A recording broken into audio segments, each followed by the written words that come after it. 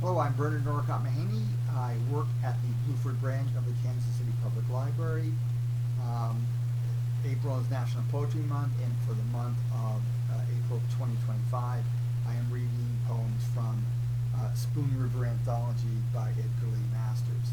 Now, this is a collection of poems that the premise behind it is that these are the people who are buried in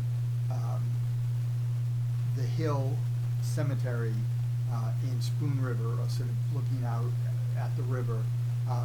The dead are speaking for themselves. Some speak of how they died, some speak of how they lived or didn't live. Oftentimes things are ironic.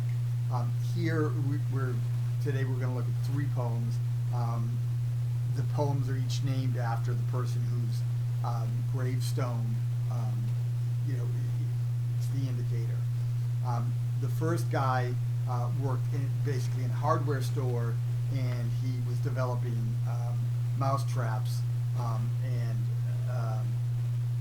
he managed to actually kill himself with one of the mouse traps, as it turns out, a rat trap probably, but somehow it injured him and he died. But he reflects on how life is actually could be seen as a trap itself. So it's not a very optimistic view. There's a second poem about a man named Cassius Hueffer, and Mr. Hueffer appears to be a rather cynical guy, and he doesn't really give us much information except that he doesn't like what's engraven on his tombstone. He thinks the guy who engraved it is some sort of sentimental fool.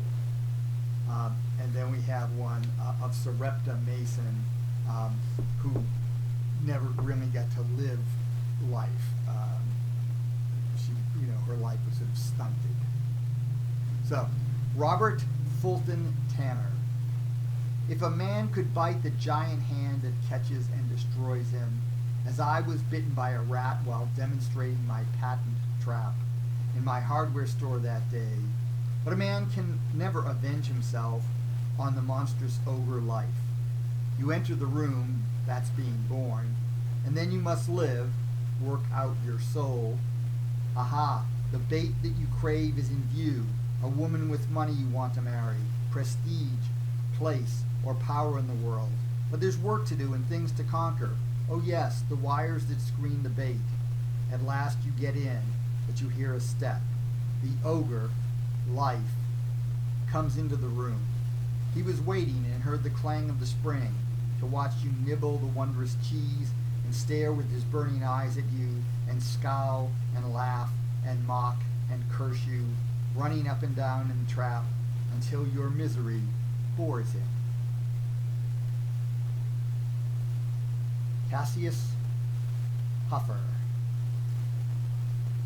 They have chiseled on my stone the words, his life was gentle, and the elements so mixed in him that nature might stand up and say to all the world, this was a man.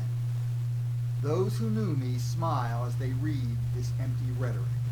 My epitaph should have been, life was not gentle to him, and the elements so mixed in him that he made warfare on life, in the which he was slain.